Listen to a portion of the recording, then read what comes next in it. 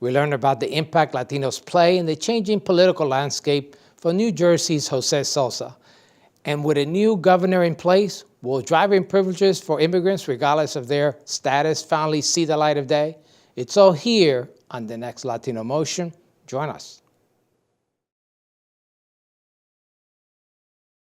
Choose to get lost in the woods to gain experience in forest management. Choose to travel through time to understand the past.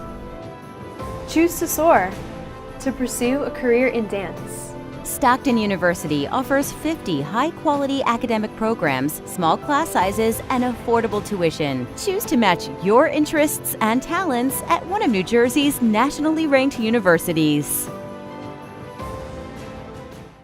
Latino Motion with Bert Lopez is presented by Latino Motion Public Affairs Media, a New Jersey nonprofit corporation, and Stockton University. This edition of Latino Motion with Bert Lopez is brought to you by the HD Studios at the campus of Stockton University. Funding for Latino Motion is provided by Atlanticare, a member of Geisinger. Atlantic City Electric, energy for a changing world, and South Jersey Gas. Welcome to Latino Motion, a weekly interview show highlighting issues impacting New Jersey's Latino community while advancing understanding of Latino cultural heritage and contributions to our society. And here is your host, Bert Lopez. Buenos dias and welcome to Latino Motion. I'm honored to have as my first guest a Latino who has been both on the state and the national spotlight, a business executive, and now he's helping to bridge the gap between the Hispanic community and government. Jose Salsa is here. And Jose, welcome to Latino Motion. Bert, thank you very much. I'm delighted to be here with you. Now, I know you haven't been in the spotlight lately, but you certainly played a big role in here at the state in New Jersey as well as the national level. Tell me a little bit about that. Well, if you look at a three-legged stool of my political and corporate career, one part of it on the corporate side has been involvement in government affairs, external affairs, which constitutes a lot of outreach work, in my case particularly in this Hispanic community throughout the country. On the government affairs side, obviously I did a lot of that at my former employer, Johnson & Johnson, a great New Jersey corporation, as you know. Yes. And I did a lot of state government affairs work in that process. That led you to the political arena. The political side, which is the third leg of that stool, was my past political life, serving as a local councilman and mayor in Mount Holly in Burlington County, and then serving for a cup of coffee one term in the state assembly back in the early 90s. So combining those experiences, I think, has brought for me a wealth of different kinds of experiences. I want you to tell me about that opportunity you had to speak at the Republican National Convention some years ago. Well, to be candid, I don't know where that came from. Obviously, the Republican National Committee made that invitation to me. But I can surmise that part of it had to do with the fact that I was the first Puerto Rican Republican Hispanic elected to the state legislature. And it afforded the party itself more of an opportunity to profile more diversity. Again, this is back in 1992. Sure. Where there was less diversity in our party, and some can argue, and I would argue myself, that there's still less diversity in representation of the party. But I was given that opportunity, and I'm happy to say that in my 3-minute speech, I didn't mess up one word on the teleprompter in front of thousands of people in the Houston Astrodome, so I'm happy for that. Yeah, it's certainly an amazing rise and being on that national stage, to have a Puerto Rican at that level, to be able to do that great accomplishment. Let's talk more about what you do now, and obviously you're in business for yourself. Tell me a little bit about that. Well, I brought with me, I'm a management consultant, and when you serve in a corporate environment with two healthcare corporations for 27 years, that's a passion that is with me. And I'm very much interested in the issue of the lack of diversity among really the minority community in general, but it's specifically because of my culture, the Hispanic community. and the lack of an understanding that the community itself has in terms of access to healthcare, and a fundamental understanding of where they need to migrate to make sure that they get the right information, that they get to the right providers for education on a consistent basis. Part of that also has to do with a fairly new interest of mine, which is the inclusion of more Hispanic patients in the clinical trials process. It might shock you to know that of the many, many thousands of patients that are currently in clinical trials in this country, only 1% of those who self-identify as Hispanics are in clinical trials. That's amazing. It's disastrous. It's awful. We want to continue this discussion. We'll take a quick break. We'll be right back with more Latino Motion.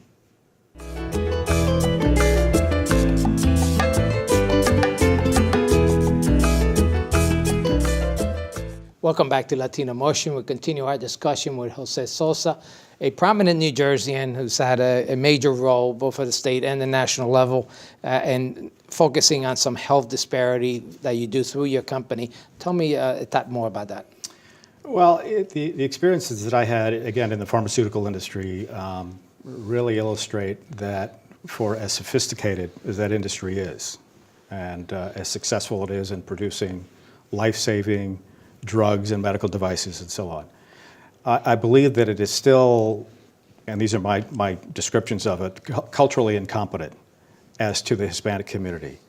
And part of that has to do with, I think, a knee-jerk approach to communicating with, marketing to that community by virtually a lot of external sources and influences. By that I mean both in the media, the Hispanic media, Hispanic-focused marketing companies, advertising companies, but yet there's still this lack of cultural understanding within the highest levels of these major corporations that needs to be resolved. And by doing that, it is a matter of it committing whatever limited resources it has as senior management, obviously, but at least delegating to those people at certain levels of management to get into these communities, sit on the curb, if you will, of these communities. What's the answer to bridge the gap between the Latino community and corporate America? I think it, having said what I've said, in certain quarters, the corporate community is beginning to change a little bit. And I always cite my friends at Coca-Cola, who are one of the few corporations that go back many decades that have figured this out and that have made a strategic decision way, way, way long ago to say, okay, this is a very important market for us. And we need not only to be successful at marketing at it, but we need to understand what the community is all about. I go back to that 21 Spanish-speaking countries in the world. We're all distinct from each other. Right. We have ethnic differences. We have even language differences within the Spanish language, culture. But for those that are successful at doing that, they can provide the best kind of advice from a strategic standpoint to senior management, to the executive suite, but also from a marketing perspective, the feedback that they get every day because they're so involved with that community. In your perspective, obviously these corporations that get it do have a dedicated program to reach that market, to reach the Latino community. Perfect example, and he's just retiring, is after 29 years as a VP of Latin Affairs at Coca-Cola. Yes, they get it, and they've been very successful through him. Anybody who has seen this guy walk into a room at an event, that's Coca-Cola walking into that room. Critical. Absolutely critical. We're going to take a quick break because we want to talk your perspective more on the national level. We'll be right back with more Latino Motion. Latino Motion with Bert Lopez is presented by Latino Motion Public Affairs Media, a New Jersey nonprofit corporation. Join us online at www.latinomotion.tv. Find us on YouTube, Facebook, and Twitter. We encourage your comments and contributions for show topics. Welcome back to Latino Motion. We continue our discussion with Jose Salsa, and we're going to be talking about the impact of Latinos at the national level. Jose, I know that you have a great deal of political savvy and know what's going on even at the national level. Tell me what your perspective is with the changing demographics and the impact that Latinos are having at the national level. Well, we all know that the Latino community is a sleeping giant politically, even today, and in some respects, taking into account the immigration issue, whether one side or the other you sit, it is it is changing the political discussion nationally. And anybody who's involved in that has to take that into account and be proactive in talking about the resolution to the challenges and the problems that we all, Republicans and Democrats, independents, have jointly as Americans. The reality of politics within the Latino community are taking on enormous consequences and significant. I'll give you a perfect example. When I was doing advocacy work in California, I happened upon an organization called COFEM, which is loosely called the Confederation of Federations of Mexican Immigrants in North America. What I found out was that this is a collection of hometown associations that are connected to their literally hometown associations and federations, their states, in Mexico. And they've become so significant that they can literally reach out to 600,000 lives easily, but have become politically powerful. And I was asked to serve on their external advisory board, and that's the point at which I took my early retirement from Johnson & Johnson, unfortunately. But that's an example of a political force of people that want to do and affect change in our country, in California. However, if you think about 75% of the entire Latino population living in 10 states, right, from a strategic standpoint, if you don't understand that there are so many nonprofit, non-governmental organizations that exist focusing almost exclusively on the Hispanic Latino community in those states, you're not understanding of the political power that those organizations themselves have. And by virtue of creating those relationships based on trust and reliability, then you're missing an opportunity to engage in a really important dialogue to affect change. Well, let's talk about the what's happening at the national level. Obviously, there seems to be a lot more tension with Latino community and the political infrastructure. Where do you see that going? In the short run, I see nothing but gridlock. I don't think either side, particularly on the very far right and the very far left, ever coming together even closer to the middle. So you're going to have to rely on hopefully the leadership that sits someplace in between to really push the agenda. And I think there, if you look at the leadership on both sides of the aisle in the Congress, you're seeing pushback against the leadership on the Democrat side and the old guard, and pushback against the new guard, who was obviously Paul Ryan and who's now retiring.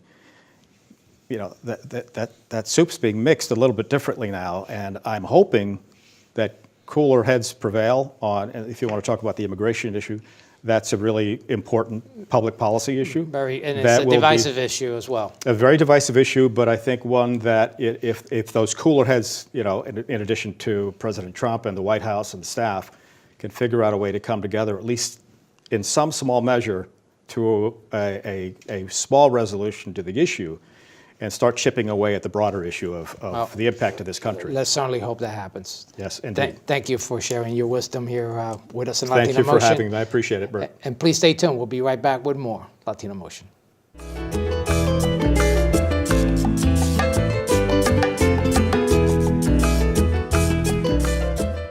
Welcome back to Latino Motion. A strong effort has been ongoing to provide driving privileges to immigrants regardless of their status.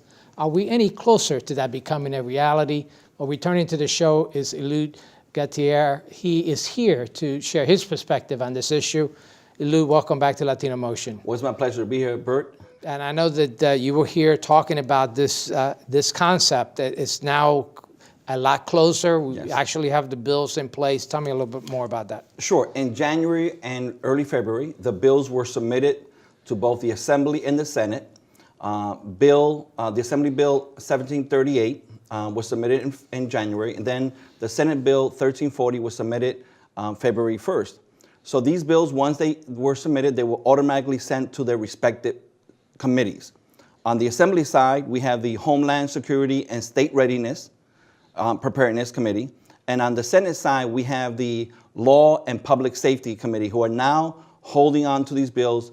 And the next step is to have public hearings in both committees. What's the difference between these bills and the previous efforts? Great. One of the differences is that these two bills are identical. Previously, since 2012, when it were initially submitted by Assemblyman Reed Gutierrez, the Assembly had one bill and the Senate had a different bill, similar language but not identical. The special thing that happened this year is that Senator Joe Cryan and Assemblywoman Neki Hano came together and submitted identical bills in both houses. So let's talk about the components. What's contained in the bills? Well, in this bill, this will authorize the Commissioner of Motor Vehicles the ability to issue a driving privilege card or a driver's license, a very limited driver's license, to people who are in transition with their immigration status. Because of the antiquated laws that we have at federal level, we have a lot of people caught in a quagmire, don't know whether their status is legal or undocumented, and all that mess. And all we're saying, this legislation is saying, while they fix their immigration status, let's allow them to drive in the state of New Jersey safe and responsibly. All the states are doing this? There are 12 states currently already have the license on the books for several years, tested and proven, where they've increased security, increased responsibility for all the community, everybody involved in these communities. So we want New Jersey to be number 13th. So why not wait? Why try to do this now? Well, again, we've been doing this for about 15 years, and one of the great things now is that Governor Phil Murphy, while he was candidate, he made a promise to have it submitted to him, and he'll sign it. And now as the governor, the actual governor, when he appointed the new commissioner of motor vehicle, he made a statement that he is ready to sign this legislation as soon as it passes the legislature. So what needs to happen? I mean, the bill's been sitting around in committee since January, February. Is there any action? Would they be coming out of committee soon? Sure. Well, one of the things that I'm doing is, along with other organizations, we are rallying people to give some support so that both committees will right away have their hearing, so that it will give the opportunity to the public to speak on behalf of these bills. Once it goes through that, the rest of the process is easy, because again, the legislator has already committed that they want to pass it, and the governor has already said. Well, there are some obstacles that we want to talk about, Yes. so we're going to take a quick break, Sure. and we'll talk about those obstacles. We'll be right back with more Latino Motion.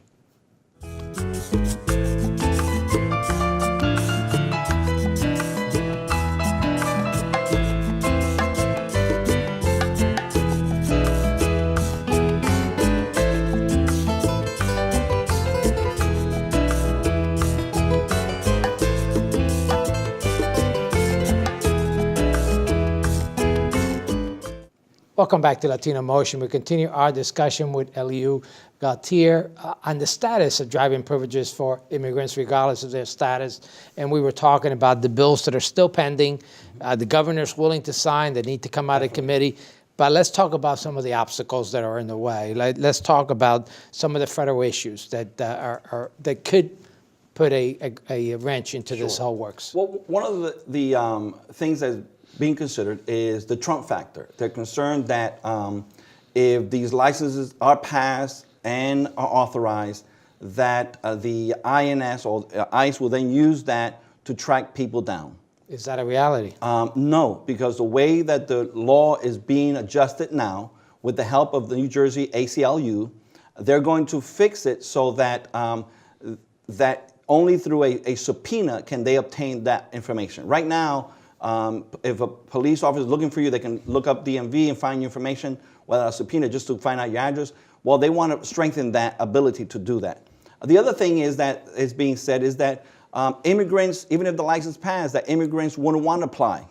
They're afraid to apply for the license. But on the contrary, I've spoken to hundreds of immigrants that said they're willing to take the risk of getting a license because they can drive more responsible. They want to be responsible residents of the state of New Jersey. They want to be able to have a license, drive properly, do the right things. And that's all they're asking for, the chance to do that. And so they're not afraid of being deported simply because now they're driving with a legal license. Well, you still do have that fear factor, right? So obviously, even if this passes, there's probably going to be some much necessary outreach to overcome some of those fears. But they are willing to take the risk. This is what they tell me, Mr. Lopez. What they say to me is, look, we've overcome so much fear to get here to begin with. We traverse over land, water to get here. This thing about the license, it's nothing compared to what they've gone through. So they're looking anxiously to be able to have a driver's license. Now, you mentioned some of the issues at the federal level with the administration as a potential issue. isn't there also an issue of funding being withheld from the federal government that could impact us? Well, there's the threat of concern that if this passes, that this administration may then hold up finance for highways and roads and safety. But I think that's not a reality because the federal government, there's already 12 other states that already have this license, and they're not putting that pressure around in those states. And one of the other things, Mr. Lopez, is that there's an issue of verbiage in this law that needs to be fixed. And that's why the ACLU is being involved to make sure that there's protection enough for both the citizens of this country and for those immigrants so that they will be treated equally and fairly through the process of driving safely on the roads of New Jersey. Just going a step back to where it stands in the legislative process, are there enough votes to pass this? Yes, there is. There's enough votes on the committees. The majority of the Homeland Committee and the majority of the Law and Public Safety Committee are faithful Democrats that are ready and willing to vote for this. It's a process, and we're trying to get it out of the committee so that they can have a public hearing. If someone wants to get involved, wants to get more information, why should they contact us? They can come on to our Facebook, be part of our Facebook. There's one in Spanish, one in English. We'll make that available through these means. They can come and join. We're having campaigns of calling campaigns, letter writing campaign, and also visit campaigns where citizens can come and visit legislators and urge them to move this legislation forward. I'm sure we'll have a lot more to come and to talk about in the near future about this. But thank you for sharing this information with our audience. And thank you for joining us once again here on Latino Motion.